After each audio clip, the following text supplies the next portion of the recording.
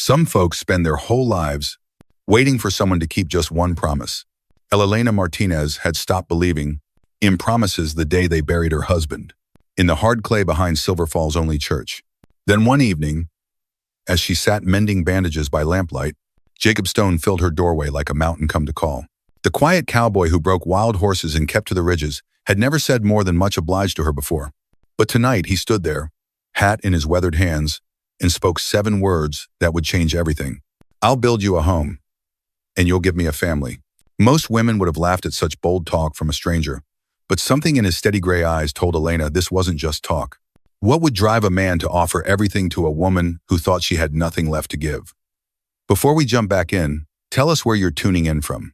And if this story touches you, make sure you're subscribed because we've got something extra special coming your way. The morning sun cast long shadows across Silverfall's dusty Main Street. Elellena Martinez stepped out of her clinic behind Murphy Saloon, her worn boots crunching on parched earth that hadn't seen proper rain in 2 seasons.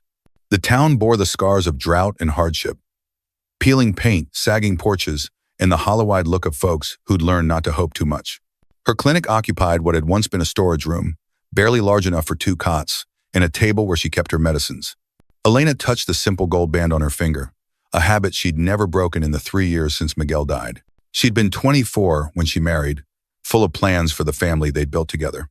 The fever that took him had nearly claimed her too, leaving her barren and alone. Morning, Elena. Rosa Chen emerged from the saloon's back door, carrying steaming coffee. The Chinese woman had arrived in Silverfall 5 years ago with enough gold to buy Murphy's establishment outright. "We had an unusual visitor asking after you last night." Elena's stomach tightened. "Who?" "Jacob Stone." Everyone knew of Jacob Stone, the giant who lived in the high country, breaking horses that other men couldn't touch. He'd drift into town maybe twice a year for supplies, speaking only when spoken to. "What did he want?"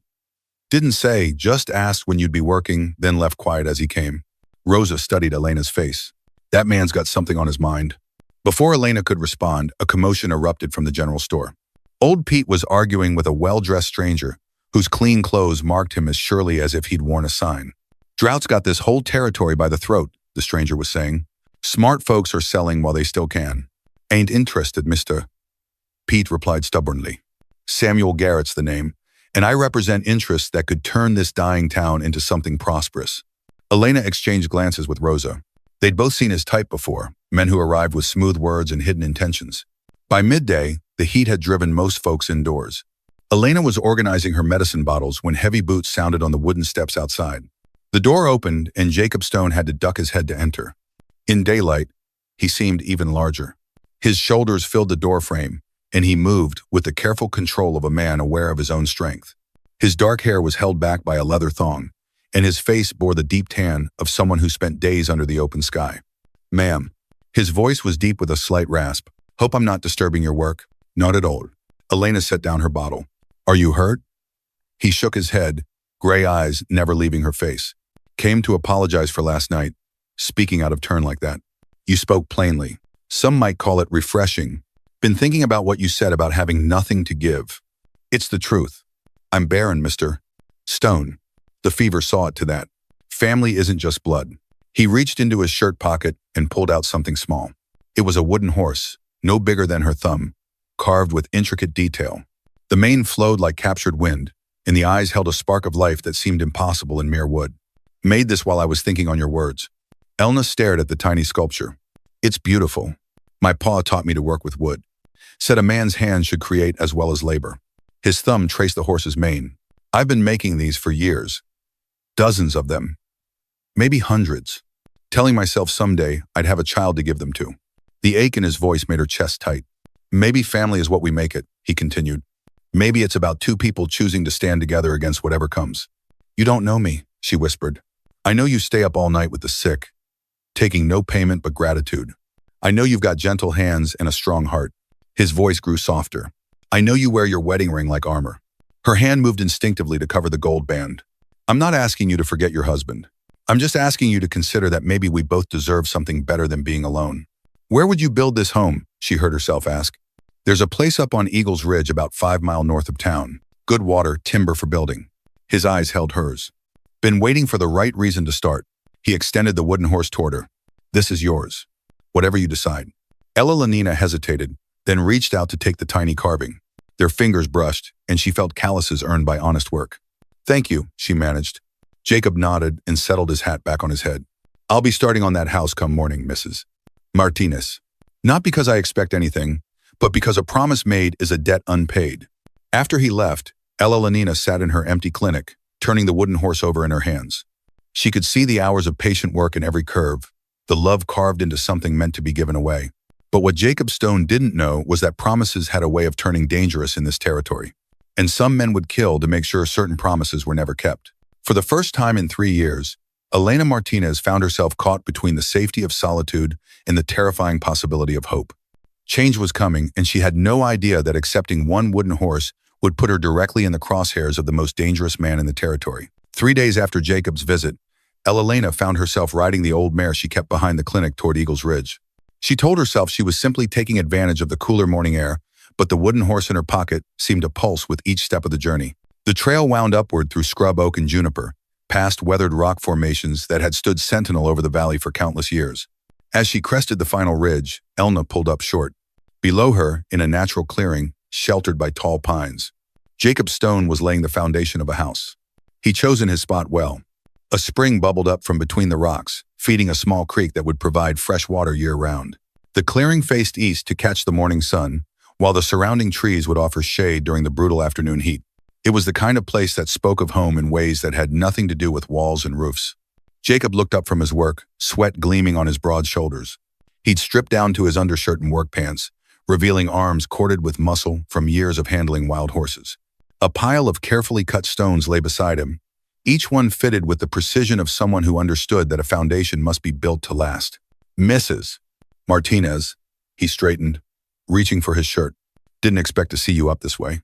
I wanted to see what kind of foundation a man builds for his promises." Elellena dismounted, tying her mare to a nearby pine.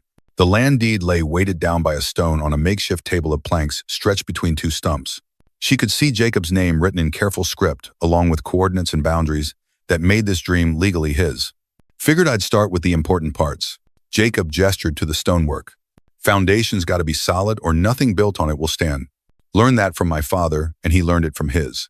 Elellena walked closer, admiring the precise fit of the stones. "How long will it take?" "Done right." Most of a year, working alone, he knelt back down, positioning another foundation stone. "Could go faster with help, but I'm not rushing this. A home built in haste is likely to fall in the first strong wind." The sound of approaching hoofbeats interrupted them. Samuel Garrett rode into the clearing on a fine bay horse, flanked by 2 men whose guns rode loose in their holsters. His smile was pleasant enough, but it didn't reach his eyes. "Well, now this is quite the enterprise." Garrett dismounted his gaze, taking in the foundation work and the land deed. "Asher Boone, isn't it? I've heard interesting things about you, Mr. Stone." "This is private property," Jacob said quietly, though Elellena noticed how his hand moved closer to the hammer at his belt. Of course. I'm not here to cause trouble." Garrett's attention shifted to Elellena. "Mrs. Martinez, a pleasure to see you again. I trust you're well." Something in his tone made her skin crawl. "Well enough." "Excellent. I was just telling Mr. Stone here that I'm always interested in acquiring promising land in this area. This particular parcel, Eagles Ridge, has quite a history." "What kind of history?" Elellena asked, though part of her didn't want to know. Garrett's smile widened. "Why? It's where the Apache used to send their war parties before raiding the valley. Some say the spirits of dead warriors still walk these ridges at night. Of course, that's just superstition. The real concern is the practical matter of water rights and grazing access." "Water rights are clear on the deed," Jacob said quietly. "Surveyed and recorded proper. Deeds can be challenged, my friend, especially when there are questions about the original survey." Garrett pulled out a folded paper from his coat. "I've had my own surveyors take a look, and there seem to be some discrepancies. Nothing that couldn't be resolved amicably, of course." Elellena felt a chill that had nothing to do with the mountaineer. She'd seen this pattern before. Men like Garrett use legal complications the way others use guns, wearing down their targets until surrender seemed easier than fighting. "The survey is accurate," Jacob said, "had it verified by the territorial office before I bought the land." Territorial offices make mistakes. Clerks can be careless. Records can be misfiled. Garrett's tone remained conversational, but there was steel underneath. "I'd hate to see you invest all this work in a foundation that might not be yours to build on." One of Garrett's men, a lean scarecrow with dead eyes, let his coat fall open to reveal a silver-plated revolver. The gesture seemed casual, but Elellena caught the deliberate intent. On the other hand, Garrett continued, I'm prepared to offer fair compensation for your trouble. Say twice what you paid for the land. You could buy a nice spread somewhere else. Start fresh without all these legal complications. Jacob straightened to his full height, and suddenly the clearing seemed smaller. Appreciate the offer, but I'm not selling. Think carefully, Mr. Stone. This territory can be dangerous for a man living alone. Accidents happen. Fires start.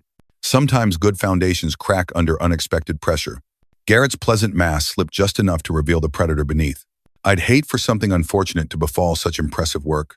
The threat hung in the air like gunpowder smoke. Elena's hand moved instinctively to her medical bag as if she could somehow treat the violence that seemed to be brewing. I'll keep that in mind, Jacob said. His voice remained calm, but Elellena could see the tension in his shoulders. Garrett remounted his horse, his men following suit. I do hope you'll reconsider, Mr. Stone, for everyone's sake. His gaze lingered on Elellena. Mrs. Martinez, perhaps you could help your friend understand the wisdom of accepting reasonable offers. A woman of your experience knows how quickly circumstances can change.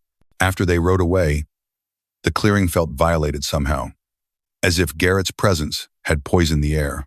Jacob stood motionless for a long moment, staring at the half-built foundation. He'll be back, Elellena said quietly. I know. Jacob picked up his hammer, testing its weight.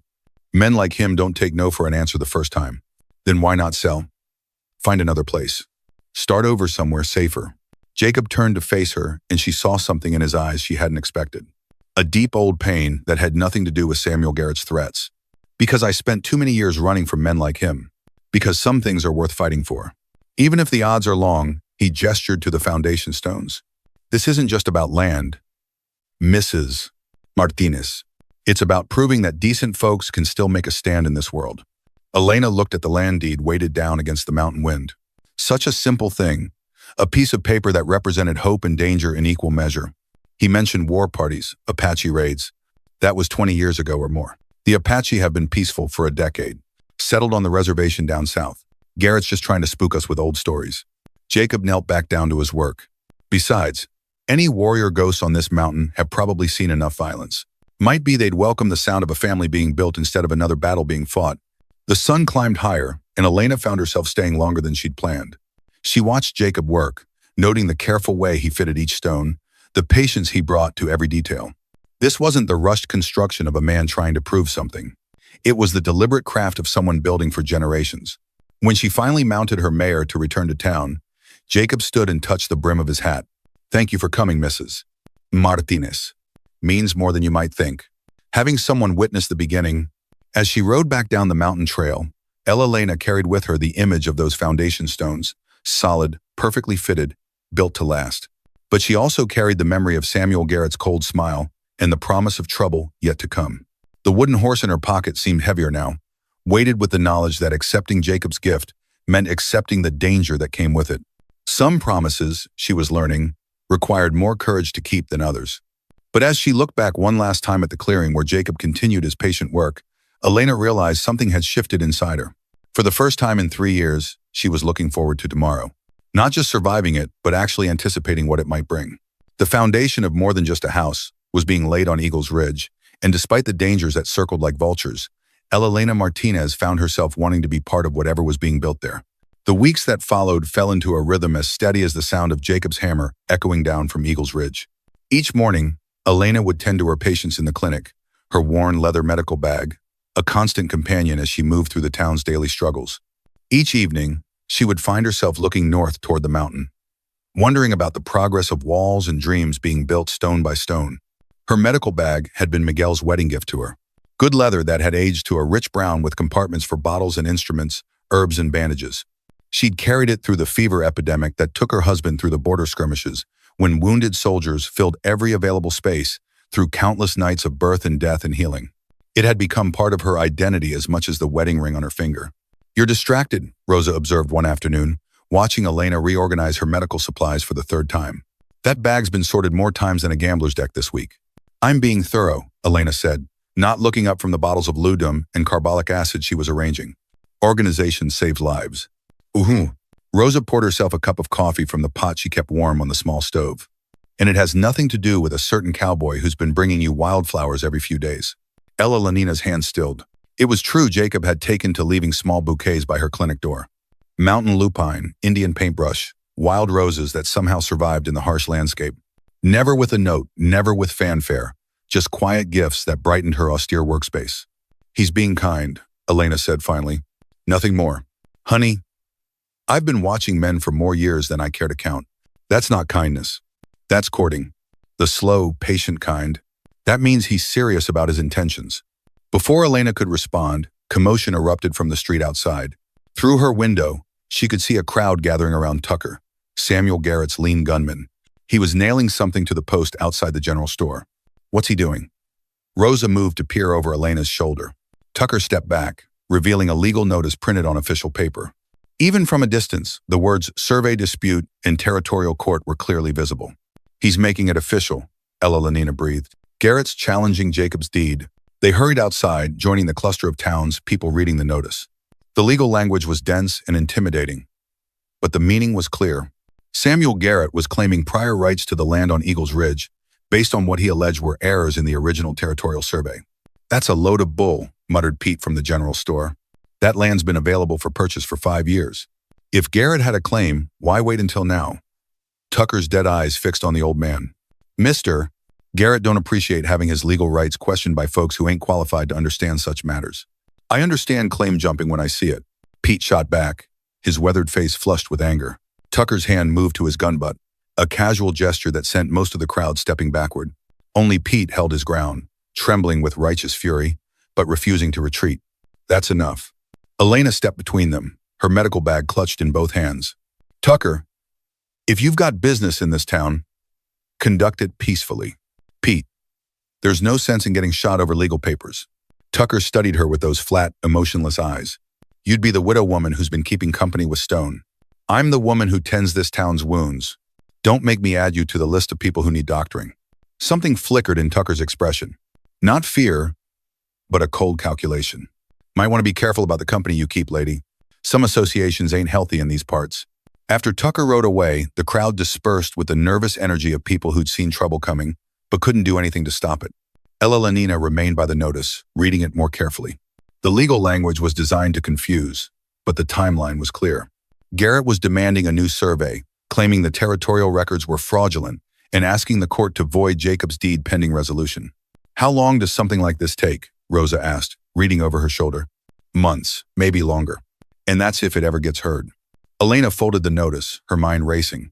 Garrett doesn't need to win in court. He just needs to tie Jacob up in legal proceedings long enough to make him give up. "What will you tell him?" Elellena looked up toward Eagles Ridge, where she could just make out the distant smoke from Jacob's cooking fire. "The truth. And then I suppose we'll see what kind of man he really is when the pressure's on." The ride up the mountain felt longer than usual. Weighted by the legal notice in her saddlebag, she found Jacob working on the frame of what would become the house's main room. The walls were taking shape, solid timber construction with careful joints that spoke of skill passed down through generations.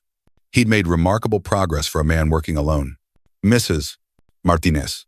He set down his saw and wiped sweat from his forehead. "Didn't expect you today. We need to talk." She dismounted and pulled out the folded notice. Garrett made his move. Jacob read the document in silence, his expression growing darker with each paragraph. When he finished, he folded it carefully and handed it back to her. "Well," he said quietly, "figured it was coming." "That's all? That's your response?" Elellena couldn't keep the frustration out of her voice. "He's trying to steal your land through legal trickery, and you're just going to accept it? I'm going to fight it, but I'm not going to pretend this changes anything." Jacob gestured to the half-built house. "This foundation is solid. These walls are straight and true. Whatever Garrett does with his lawyers and his paperwork doesn't change the fact that this place is meant to be a home. But if you lose, then I'll have spent a year building something beautiful instead of sitting on my hands worrying about what might happen." His gray eyes met hers. "Mrs. Martinez, I've learned that you can't live your life based on other people's threats. Sometimes you just have to do what's right and trust that things will work out." Elena stared at him. This man who faced legal ruin with the same calm determination he brought to fitting timber joints. Most people would be furious or scared. "Oh, I'm both of those things. But fury and fear don't build houses or win court cases." Jacob picked up a piece of lumber, running his hands along its surface to check for flaws. "My father used to say that a man's character shows clearest when the storm clouds gather. Anyone can be brave when the sun's shining. What if Garrett doesn't limit himself to legal challenges? Tucker made it clear they're willing to use other methods. Then we'll deal with that when it comes. But I won't let the threat of violence stop me from building something good. He looked at her and she saw something vulnerable in his expression. Unless you think I should. If being associated with me puts you in danger, I didn't say that. You didn't have to. It's written all over your face. Jacob set down the lumber and faced her fully. I meant what I said about building you a home, Mrs. Martinez, but I won't hold you to anything that might bring you harm. If you want to step back, protect yourself. Stop. The word came out sharper than she intended. Elena took a breath, trying to organize thoughts that seemed as scattered as leaves in a dust devil. I'm not afraid of Samuel Garrett or his hired guns. I've lived through worse than him. Then what is it? Elellena looked at the house taking shape around them, at the careful craftsmanship that spoke of love and hope and permanence. I'm afraid of believing this is real. I'm afraid of letting myself want something this much again. The honesty of her words surprised her. She'd meant to discuss legal strategies and safety precautions, not bare her soul to this quiet giant who built dreams from timber and stone. One is dangerous, Jacob agreed, moving closer. She could smell the clean scent of pine sap and honest sweat. Makes you vulnerable, but it also makes you alive. I've been dead inside for a long time, Mrs. Martinez, working with my hands, keeping to myself, telling myself that was enough. Then I saw you in that clinic, working yourself to the bone for people who couldn't pay you properly. And I remembered what it felt like to want something worth fighting for. His words hit her like a physical blow, so raw and honest that she had to look away. Miguel used to say things like that about fighting for what mattered. What happened to him, if you don't mind my asking? Border fever. The kind that burns through a person in 3 days, leaving nothing but emptiness behind. Elelena's hand moved to her medical bag as if the familiar weight could anchor her. I tried everything. Herbs, picuses, prayers. Nothing worked. The fever took him and the complications it left behind took any chance I had of giving him children. I'm sorry. Are you even knowing I'm barren? That this family you want? I told you before. Family isn't just blood. Jacob's voice was gentle but firm. A home isn't just about children.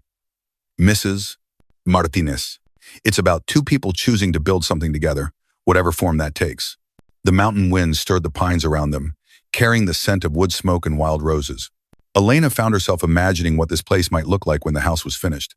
Windows glowing with warm light, a garden growing beside the creek. The sound of laughter carried on the evening breeze. It was a dangerous dream, made more dangerous by how desperately she wanted it to be real. That evening, as storm clouds gathered over the mountains, Jacob told Elena about his father's hammer. They sat on the porch he'd just finished framing, sharing coffee and watching lightning flicker in the distance. My grandfather brought this hammer west after the war, Jacob said, holding the worn tool in his callous hands. Pried it through 3 territories before settling in Colorado. Built his first cabin with it, and his second when the first one burned down. My father inherited it when he was 16, and I got it when I turned 21. The hammer was ancient by frontier standards. Its head darkened with age and use. The handle worn smooth by 3 generations of stone men. Scratches and dents told stories of countless projects from barns to cradles to coffins. 4 generations of promises, Elena murmured, running her finger along the handle's smooth surface. That's a heavy inheritance. Heavy, but honest. My grandfather used to say that a man's worth could be measured by what he built that lasted longer than he did. Jacob set the hammer carefully beside him. He built a ranch that supported 2 families for 40 years. My father built a reputation for honest dealing that opened doors across 3 territories. And what will you build? I'm hoping to build a life that proves promises can still be kept in this world. Thunder rumbled overhead and Jacob glanced at the darkening sky. Storm's coming. You should head back to town before it hits. But the first fat raindrops were already spattering the dust.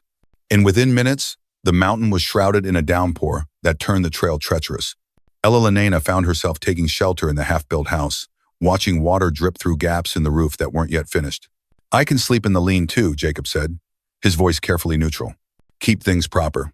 We're both adults, mister. Stone. I think we can share a roof without causing scandal. Elellena settled her medical bag in a dry corner and looked around at the skeleton of walls that would someday be rooms. Besides, I'd like to see how solid this foundation really is when the weather tests it. As the storm raged outside, they discovered that some foundations built with care, patience, and honest intention could weather any tempest.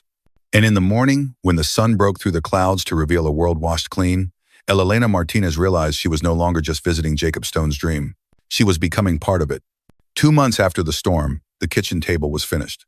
Jacob had carved it from a single piece of oak that he'd felled and seasoned himself, working on it during the quiet evening hours when the day's construction was done. The surface was smooth as glass with flowing grain that caught the lamplight like captured water. Around the edges, he'd carved a border of wild roses and mountain laurel, flowers that grew naturally around their spring. "It's beautiful," Elellena whispered, running her hands over the intricate carvings. She'd arrived that morning to find the table in place, set with 2 simple plates and cups Jacob had traded for in town. A small bouquet of actual wild roses sat in a mason jar at the center, their fragrance mixing with the scent of fresh pine from the nearly completed walls.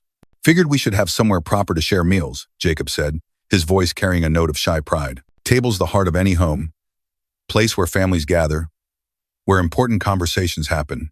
The house had taken shape around them, like a prayer made manifest in wood and stone. The walls were up now with windows that framed views of the valley below and the peaks beyond. The roof was tight against weather, and Jacob had even managed to install a proper floor. Wide planks that felt solid beneath their feet. It was still rough in places, lacking the finishing touches that would make it truly complete, but it felt like a home. "When will you move in?" Elellena asked, settling into one of the 2 chairs he'd crafted to match the table. "Soon, maybe next week, if the weather holds." Jacob poured coffee from a pot that had been warming by the fire. "Been looking forward to sleeping under a roof I built myself." They'd fallen into this routine over the weeks, sharing breakfast at the table while discussing the day's plans. Elellena, helping with small tasks that didn't require a carpenter skill. Both of them carefully dancing around the growing intimacy that threatened to overwhelm their careful boundaries. "Garrett's been quiet lately," Elellena observed, though she couldn't keep the worry from her voice. "Too quiet." Tucker was in town yesterday, asking questions about water rights and mineral claims. Rosa said he spent 2 hours at the territorial office going through old records. Jacob's expression darkened. He's building a case, gathering ammunition for whatever legal challenge comes next. Elellena had heard whispers in town, stories of mysterious accidents befalling people who crossed Samuel Garrett, of fires and floods and misfortunes that seemed to strike his enemies with suspicious regularity. "Maybe you should hire a lawyer, someone who understands territorial law better than we do." "With what money?" "Everything I had went into buying this land and building this house." Jacob gestured around them at the solid walls, the careful craftsmanship evident in every detail. "I'm a carpenter and a horsebreaker, Mrs. Martinez. I don't have the kind of resources it takes to fight a man like Garrett in court." The reality of their situation settled over them like a heavy blanket. Garrett had money, influence, and the kind of ruthless determination that wore down opposition through sheer persistence. They had only their conviction that right should triumph over might, a conviction that seemed increasingly naive as the days passed. "Then we'll fight him another way," Elellena said quietly. "How?" "By refusing to be intimidated. By building the life we want despite his threats. By proving that decent people can still make a stand in this world." She used his own words back to him, seeing them land with quiet impact. A slow smile spread across Jacob's weathered features. "You're starting to sound like someone who believes in this place." "I'm starting to believe in a lot of things I thought I'd given up on." The admission surprised her with its honesty. She'd been fighting her growing attachment to both the house and its builder. But sitting at this table in the morning light, she found her defenses crumbling. Such is the possibility that some promises really can be kept, that a man might actually build what he says he'll build. Elellena's fingers traced the carved roses along the table's edge. "Such is the idea that I might be brave enough to accept what you're offering." Jacob's coffee cup stopped halfway to his lips. "Are you saying I'm saying I'd like to try if you're still willing to take the risk of building a family with a barren widow who comes with more problems than solutions?" Elellena. Her name seemed to catch in his throat as if speaking it aloud made everything more real. "I've been hoping to hear those words for months." "Then maybe it's time we stop pretending this is just about building a house." Before Jacob could respond, the sound of approaching riders broke the morning stillness. Through the window, they could see dust rising from the trail. Too much dust for a single horse. Too early in the day for casual visitors. "Stay inside," Jacob said, moving to where his rifle leaned against the wall, but Elellena was already reaching for her medical bag. In her experience, groups of riders arriving at speed usually meant someone was hurt. She followed Jacob onto the porch, squinting against the morning sun to make out the approaching figures. It was Pete from the general store, riding hard with 2 other men Elellena recognized from town. Even at a distance, she could see blood on Pete's shirt and the way he swayed in his saddle. "What happened?" Jacob called out as they pulled up in the yard. "Garrett's men," Pete gasped, sliding down from his horse with obvious pain. "Came to the store this morning. Said I owed back taxes on my property. When I showed them my receipts, they said the territorial office had made errors, that I needed to pay again or face seizure." Elellena was already examining the gash across Pete's forehead. This needs stitching. What did you do to get hurt? Told him to go to hell, Pete said with grim satisfaction. Tucker didn't much like that answer. Used his gun butt to improve my manners. Same thing happened to the Morrison widow, one of the other writers said. And the Chen family that runs the laundry. All of a sudden, everybody's property taxes are in question. Jacob's face had gone hard as granite. He's expanding his operation, using the legal system as a weapon against anyone who might side with us. It's working, Pete admitted, wincing as Elena cleaned his wound. Half the folks in town are talking about selling out rather than fight. They can't afford lawyers, and they're scared of what happens if they resist. As Elena worked on Pete's injury, she listened to the men discuss Garrett's escalating campaign. He was being methodical, targeting the most vulnerable members of the community first. Widows, elderly settlers, families with questionable titles to their land. Each victory made him stronger and his remaining opponents weaker. We need to organize, Jacob said, pull our resources, hire legal representation, fight back as a group rather than as individuals. With what money? Pete's voice was bitter. Most of us are barely scraping by as it is. Garrett knows that, which is why he's pushing now. Then we fight without lawyers. Territorial law is clear about property rights and due process. If we document everything, keep careful records. You're talking about taking on a man who has the territorial governor in his pocket. One of the writers interrupted. Garrett doesn't just have money, he has connections. Influence, the kind of power that makes law meaningless. The conversation continued around the kitchen table as Elena finished treating Pete's wound, but she could hear the defeat creeping into their voices. Good people worn down by circumstances beyond their control, facing an enemy with resources they couldn't match. After the men left, she and Jacob sat in heavy silence. The morning's promise had been shattered by the reality of their situation. Garrett wasn't just threatening their individual dreams. He was dismantling the entire community piece by piece. Maybe I should sell, Jacob said finally. Take his offer, use the money to start over somewhere else. At least that way, the rest of you wouldn't be caught in the crossfire. Is that what you want? Elelena's voice was steady, but her heart was pounding. What I want doesn't matter if keeping it destroys innocent people. It matters to me. She reached across the table, covering his hand with hers. This morning I told you I was ready to try building something together. That offer wasn't conditional on everything being easy. Jacob's fingers closed around hers, and she could feel the calluses earned by months of honest labor. It's not just about us anymore. Garrett's using our situation to hurt other people. Then we make sure those people aren't facing him alone. Elelena's mind was already working through possibilities. Rosa has connections throughout the territory. Pete's been here longer than anyone. He knows who to trust, who might help. The Morrison widow has 3 grown sons who've been looking for a fight since their father died. You're talking about open resistance. I'm talking about what you said before, proving that decent people can still make a stand. Elena squeezed his hand. This table, this house, what we're building here, it's not just about us. It's about showing that ordinary folks can still choose to build instead of tear down, to create instead of destroy. Outside, storm clouds were gathering again over the mountains. But inside their kitchen, at the table Jacob had carved with his own hands, Elellena felt something she hadn't experienced in years. The fierce joy of having something worth fighting for. If we do this, Jacob said slowly, there's no going back. Garrett won't stop with legal challenges. It'll get ugly. Then we'd better make sure we're ready for ugly. Elellena released his hand and reached for her medical bag. First thing we need to do is make sure everyone in town knows they're not alone. That there are people willing to stand with them. And the second thing, Elna looked around at the house that had become so much more than shelter. It had become a symbol of hope in a place where hope was in short supply. We finish what we started. We build the life we promised each other. And we do it loud enough that everyone can see what's possible when good people refuse to give up.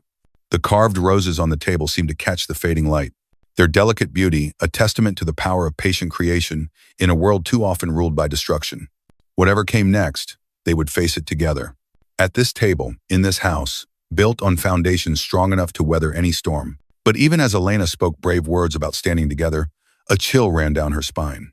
She'd seen the cold calculation in Tucker's eyes, the casual way Garrett's men dispensed violence. They were no longer just fighting for their dreams. They were fighting for their lives. And somewhere in the back of her mind, a voice whispered that some battles couldn't be won with determination alone. Some enemies required more than courage to defeat. The storm was coming, and it would test more than just the strength of timber and stone. It would test the very foundations of everything they'd built together, including the fragile trust between 2 people who dared to believe in promises again. The pressed wildflower lay carefully preserved between the pages of Elena's medical journal, its petals still holding a ghost of their original purple color.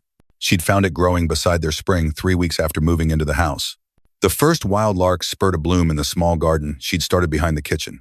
Now, as autumn painted the mountains in shades of gold and crimson, that single flower had multiplied into patches of color that softened the harsh landscape around their home. "It's amazing what grows when you give it a chance," she murmured, pressing the journal closed and setting it on the kitchen table. She could hear Jacob splitting wood for the winter ahead. The rhythmic th of his axe, a comforting soundtrack to the domestic life they built together. The house felt complete now in ways that had nothing to do with construction. Her medical supplies occupied a corner of the main room, organized on shelves Jacob had built to her specifications. His woodworking tools hung neatly on the workshop wall, each one cleaned and maintained with the care of a craftsman who understood that good tools lasted generations. Their belongings had merged naturally, finding harmony in the spaces designed for two people learning to live as one. "Mrs. Stone," she said aloud, testing the sound of it. They'd been married by Reverend Matthews in a simple ceremony attended by half the town, with Rosa serving as matron of honor and Pete giving her away in place of the father she'd lost years ago. The wedding had been more than a personal celebration. It had been a statement of faith in the future, a declaration that some dreams were worth the risk of believing in. The sound of approaching horses interrupted her reverie. These days, any unexpected visitor made her pulse quicken, but she recognized the easy gait of familiar mounts. Rosa rode into the yard with young Billy Morse, both of them grinning with the kind of excitement that suggested good news. "Elena," Rosa called out as she dismounted, "you'll want to hear this." Jacob emerged from the woodshed, axe still in hand as they gathered on the porch. Billy could barely contain himself, practically bouncing with the need to share his news. "Tell them what you told me," Rosa urged. "I was fishing down by Miller's Creek yesterday," Billy began, his words tumbling over each other in excitement. "You know that old cabin where the hermit used to live? Well, I saw Tucker and two other men going through it with shovels and picks, like they was looking for something buried. Probably just checking for mineral rights," Jacob said, though his expression was thoughtful. "That's what I thought too, until I heard them talking." Tucker was madder than a wet cat, saying how Garrett had been sure there was silver in that hillside, but all they'd found was worthless rock. Elellena felt something click into place in her mind. "Silver claims. That's what this is really about." "What do you mean?" Rosa asked. "Think about it. Why would Garrett suddenly be interested in every piece of property around Silverfall? It's not about the land itself. It's about what might be under it." Elelena's voice grew stronger as the pieces fell together. "He's been buying up claims based on some geological survey or mining report that suggests silver deposits in this area." Jacob set down his axe, his expression darkening, "which means he doesn't just want our land for its own sake. He needs it to complete some larger plan." "But if there's no silver," Billy said, confusion evident in his young voice. "Why keep pushing?" "Because he's already invested too much to back down now," Rosa answered grimly. "Men like Garrett don't admit they've made mistakes. They double down, hoping to recoup their losses."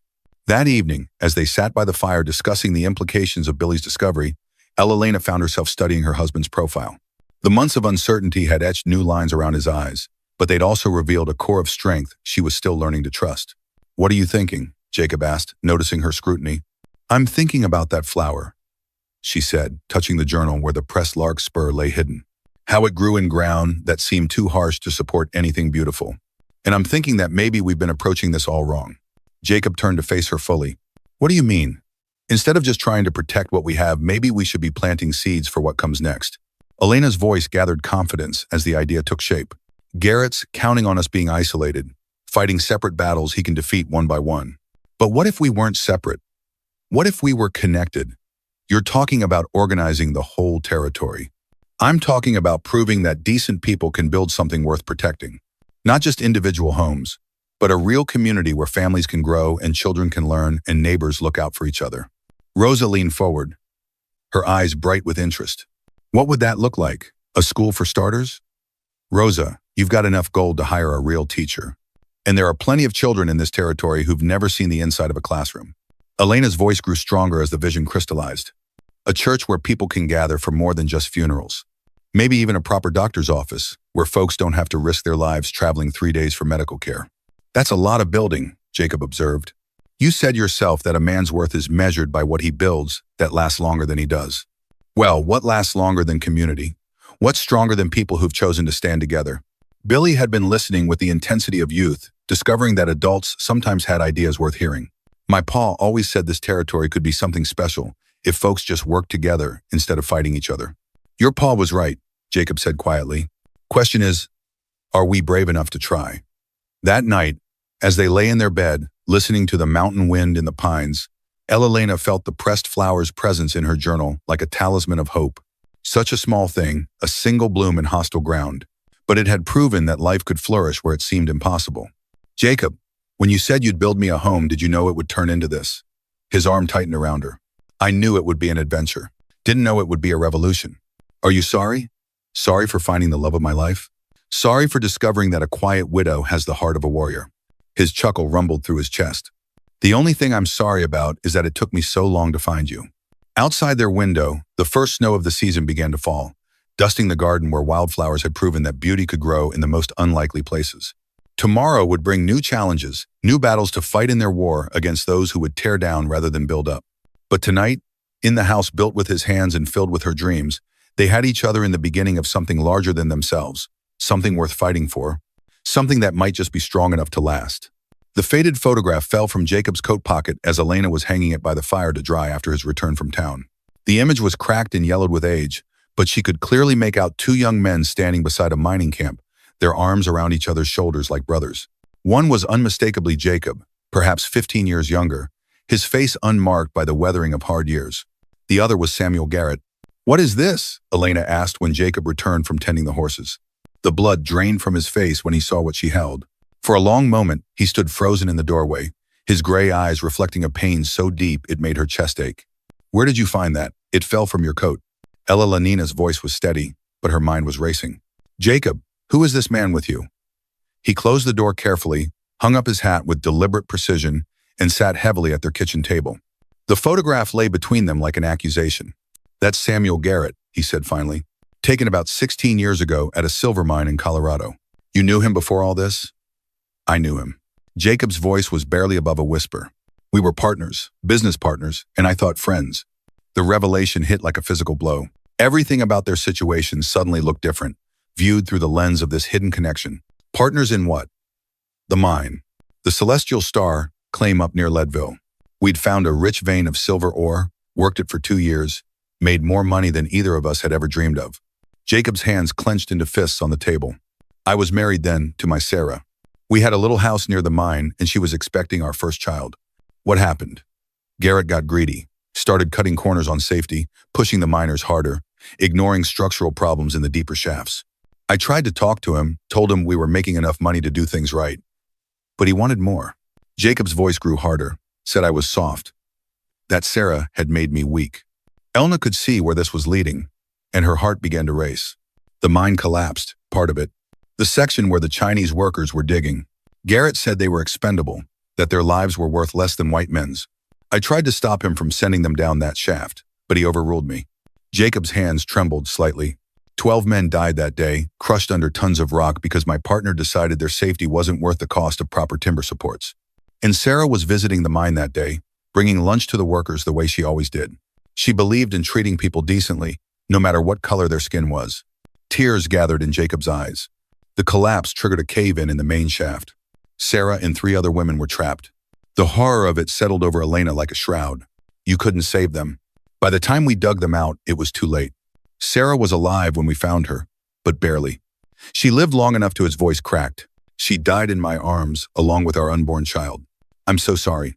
Garrett didn't even attend the funeral, sold his share of the mine, and disappeared with the money while I was still bearing my wife. Jacob picked up the photograph, staring at the image of his younger, more trusting self. Left me with debts I couldn't pay and a reputation destroyed by association with his crimes. Elellena felt pieces clicking into place. Pieces that changed everything she thought she understood about their situation. That's why you came here. You followed him. I spent 10 years tracking him, learning about his business dealings, his methods, his weaknesses. He's been doing this for years, using legal manipulation and intimidation to steal property from people who can't fight back. Jacob's voice grew cold. The man who destroyed my life has built his fortune on destroying others. And you chose this land specifically to draw him out. The mineral survey report suggested silver deposits throughout this area. I knew if I settled here, started building something permanent, it would get his attention eventually. Jacob looked at her with haunted eyes. I've been planning this confrontation for a decade, Elena. Everything I've done since coming to Silverfall has been leading up to it. The words hit her like separate physical blows. Everything. Their meeting, his proposal, the house, their marriage, all of it had been part of some elaborate plan for revenge, including me. Number. The word came out sharp, desperate. You were never part of the plan. I came here intending to face Garrett alone to make him pay for what he did to Sarah and those minors. But then I met you and you decided I'd make good bait. Elena's voice was bitter as the taste in her mouth. A way to make him believe you were really settling down, really vulnerable. That's not true, isn't it? Think about it from his perspective. A lone man building a house might be a threat, but a man building a home for his wife, that's someone with something to lose. Someone who can be threatened and intimidated and eventually broken. Jacob reached across the table toward her, but she pulled away. The betrayal was so complete, so devastating that she couldn't bear his touch. I love you, he said desperately. Whatever else you believe that. I love you more than I ever loved Sarah. More than I thought possible after losing her. Do you? Or do you love the idea of me? The grieving widow who fits so perfectly into your plan for revenge? Elena, please. How long were you going to wait before telling me the truth? Until after Garrett was dead? Until after you'd used our marriage to destroy him the way he destroyed your first family? She stood abruptly, the chair scraping against the wooden floor. Or were you planning never to tell me at all? I was going to tell you everything after it was over. After Garrett couldn't hurt anyone else. After you'd gotten what you wanted, you mean? Elellena moved toward her medical bag, her movement sharp and mechanical. Well, congratulations, Jacob. Your plan worked perfectly. You've made yourself vulnerable enough to draw him in, and you've given him the perfect target to use against you. Where are you going? Back to town. Back to my clinic. Back to my real life, instead of this fantasy you built around your need for revenge. She shouldered her bag, avoiding his eyes. You wanted to use me as bait? Fine, but I won't stay here and wait for the trap to spring. Elena, if you leave now, what? You'll lose your advantage? Your cover will be blown.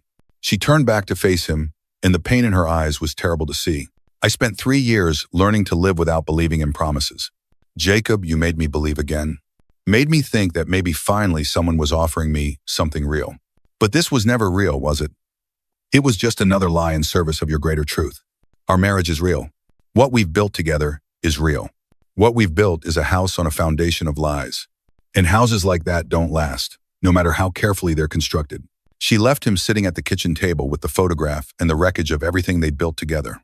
The pressed wildflower in her medical journal seemed to mock her now. Such foolish hope, such naive belief that beautiful things could grow in harsh ground. Some flowers, she realized as she rode down the mountain trail in the gathering dusk, were never meant to bloom.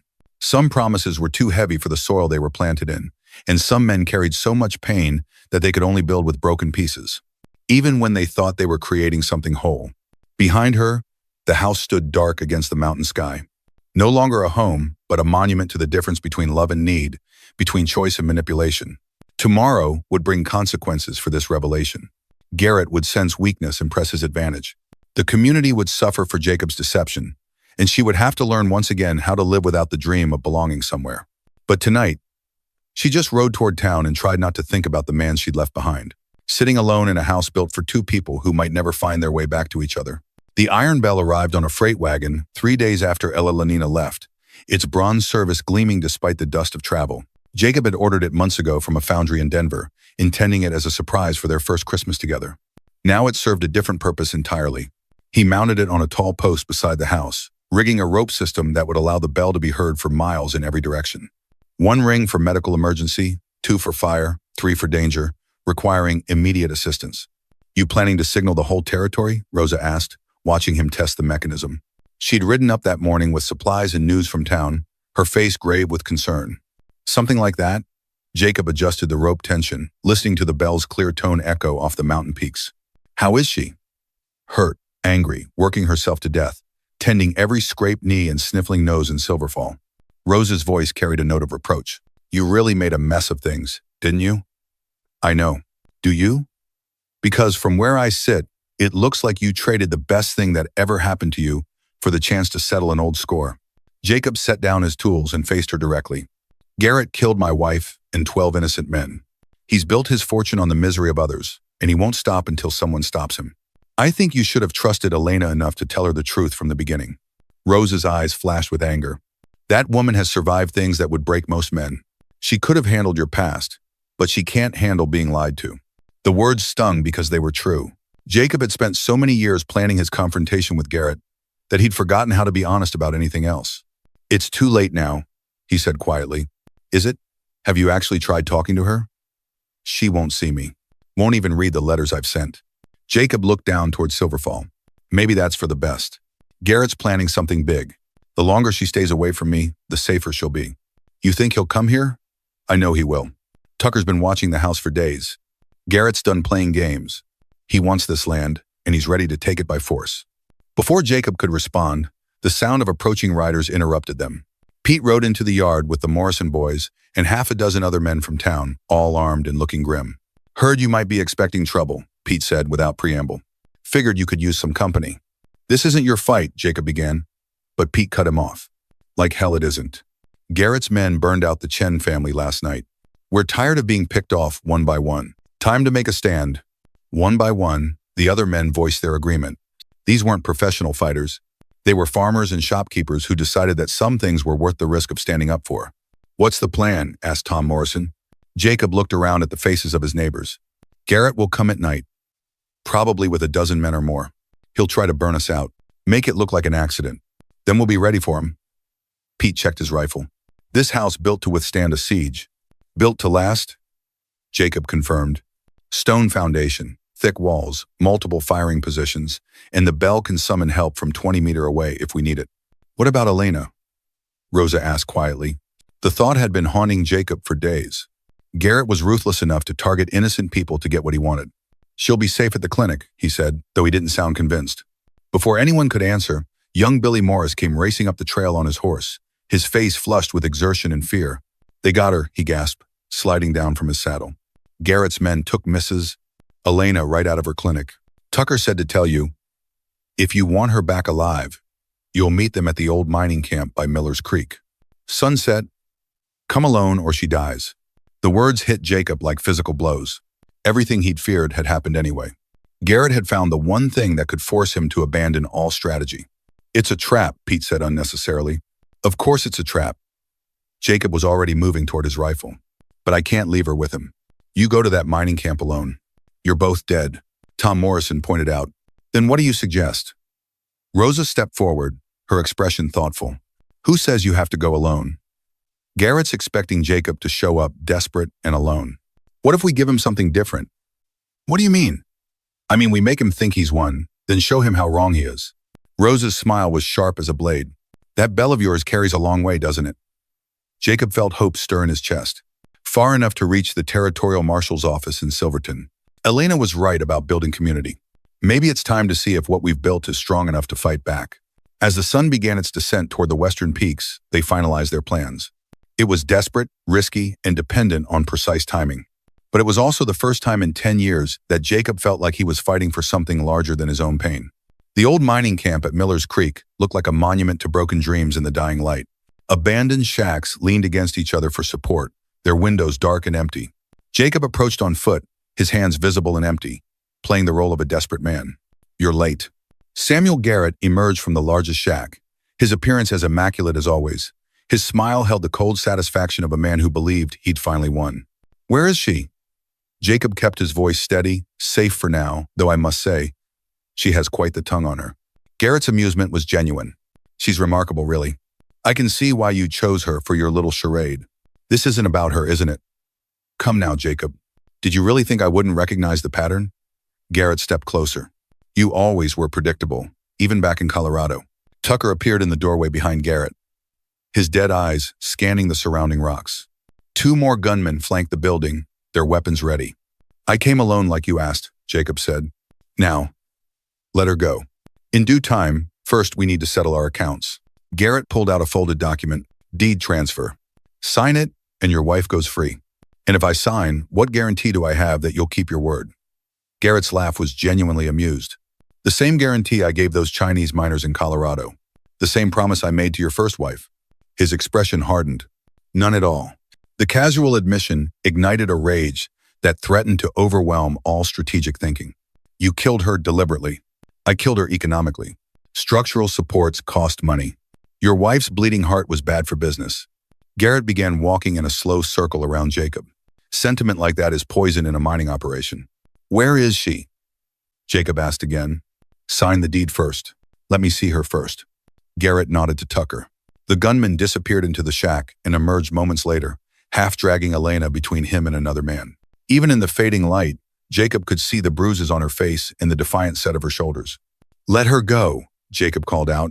I'm fine, Elellena replied, her voice carrying clearly across the camp. Don't give him anything. Whatever he's promised, he's lying. You have 30 seconds to sign, or Tucker will demonstrate what happens to women who don't know their place. All right, Jacob said, reaching for the document. But I want to tell her something first. Jacob raised his voice, projecting it toward the shack. The bell is ready. 3 rings, just like we planned. Elelena's eyes widened with understanding. Thank you, she called back. Garrett was growing impatient. Enough sentiment. Sign the paper. Jacob took the pen, bending over the makeshift table.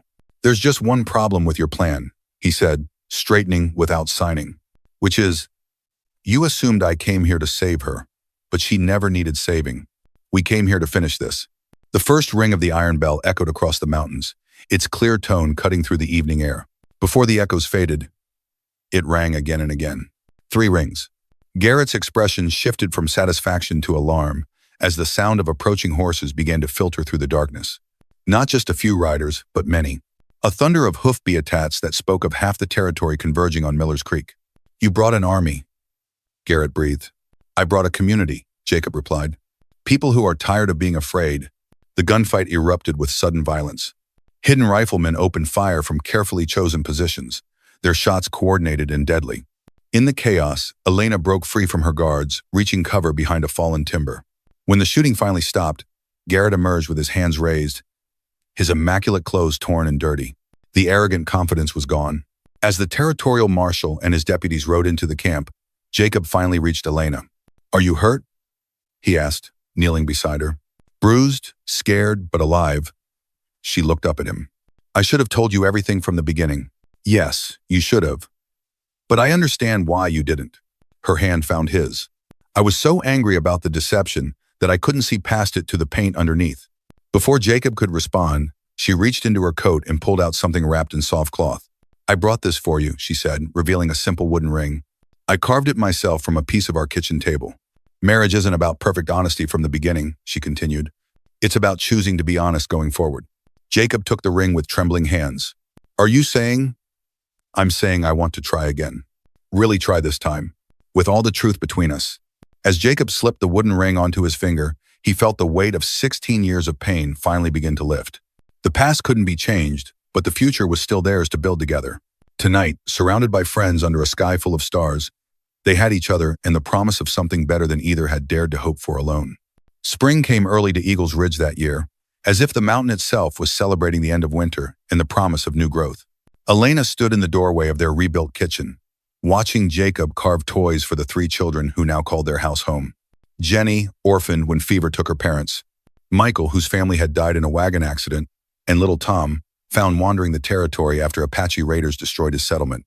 The small wooden horse he was finishing would join the dozens of others that filled a special chest in the children's room. Each toy was unique, carved with the patient love of a man who'd finally found the family he'd been meant to create. Not the family of blood he'd once imagined, but something richer and more complex. A chosen family built on love rather than obligation. Papa Jacob, Jenny called from the kitchen table where she was practicing her letters. At 7, she was the eldest of their children, and she'd appointed herself teacher and protector of the younger ones. Can you help me with this word? Jacob set down his carving and moved to look over her shoulder. That's community. Little one. It means people who choose to take care of each other like us. Exactly like us. The house had been rebuilt after a kitchen fire the previous fall. Not Garrett's doing, but a simple accident that could have been devastating if not for the community they'd helped create. Within hours of the bell's urgent summons, neighbors had arrived with water, tools, and helping hands. The damage was repaired within a week, and the new kitchen was even better than the original. That fire had taught them something important about the difference between a house and a home. The building could burn, but what they'd created together, the love, the trust, the network of relationships that connected them to every family in the territory, that was fireproof. Mrs. Stone, Michael said, using the formal address he preferred, despite their invitations to call them Mama and Papa. At 5, he was still working through the trauma of losing his birth family, but he'd made remarkable progress. When will the new baby get here? Elelena's hand moved instinctively to her still flat stomach. The pregnancy had been a shock. The doctor in Silverton said that sometimes women who thought they were barren could conceive after years of trying, especially if their bodies had time to heal from old injuries. She and Jacob had cried together when they learned the news, overwhelmed by this unexpected gift. Not for months yet, she told Michael, but when the baby comes, we'll need your help taking care of him or her. Or them, little Tom added solemnly. Could be twins. Mrs. Henderson had twins. Jacob caught Elena's eye over the children's heads, his expression mixing joy with wonder. At 42, he'd never expected to experience the anticipation of his own child's birth. At 36, she'd given up hope of ever carrying a baby to term. Now they found themselves planning for a future that included both their chosen children and the biological child growing beneath her heart. Speaking of babies, Elena said, I need to check on the Morrison family. Mary's due any day now, and first babies can be unpredictable. The medical practice had grown along with the community. Elena now had a proper clinic in town, complete with modern equipment, purchased with fees from grateful patients who could finally afford to pay for quality care. But she still made house calls, still carried her old leather bag, still treated anyone who needed help, regardless of their ability to pay. Take the children with you, Jacob suggested they could use the exercise, and Jenny's been wanting to practice her midwifery skills. It had become their routine involving the children in the work of community, teaching them that helping others wasn't just charity, but the foundation of civilization itself. Jenny had proven particularly gifted at medical work, her small hands gentle with patients, and her mind quick to understand treatments. Michael showed aptitude for carpentry, spending hours with Jacob, learning to join wood and build things that would last. Even little Tom, despite his age, had developed an uncanny ability to calm frightened animals and injured people. As they prepared to leave for town, Elellena caught sight of herself in the mirror Jacob had hung by the front door. The woman looking back was different from the one who'd first accepted a wooden horse from a quiet giant. Her face was fuller, softened by happiness and the early glow of pregnancy. Her hands were still strong and capable, but they carried hope now instead of just competence. The gold wedding ring still circled her finger, but it had been joined by the wooden bands she'd carved to match Jacob's. The two rings together told the story of her journey from loss to love, from solitude to family, from surviving to thriving. Ready, Mama Elena? Jenny asked, shouldering the small medical bag Jacob had made for her. Ready. The ride to town took them past the cemetery where Miguel Martinez lay, buried beneath a simple stone marker. Elena still stopped there sometimes, not from grief, but from gratitude. Her first husband had taught her about love's possibilities. Her second had shown her love's endurance. Both gifts were part of who she'd become. Will you tell us the story? Michael asked as they rode. About how Papa Jacob promised to build you a home. It had become the children's favorite tale. The story of two lonely people who'd found each other in the wilderness and built something beautiful from broken pieces. Elellena never tired of telling it, never tired of seeing their faces light up when she reached the part about the wooden horse and the promise that changed everything. It started on a night when the rain was falling, she began, her voice carrying the cadence of a storyteller who'd found her perfect audience. In a little clinic behind a saloon where a tired nurse was mending bandages and had stopped believing in promises. As they rode toward town, the iron bell caught the morning sunlight, its bronze surface gleaming like a beacon of hope. 3 rings for danger, but also 1 ring for celebration, 2 for gathering, 4 for welcome. It had become the voice of their community, calling people together for work and worship, for crisis and joy.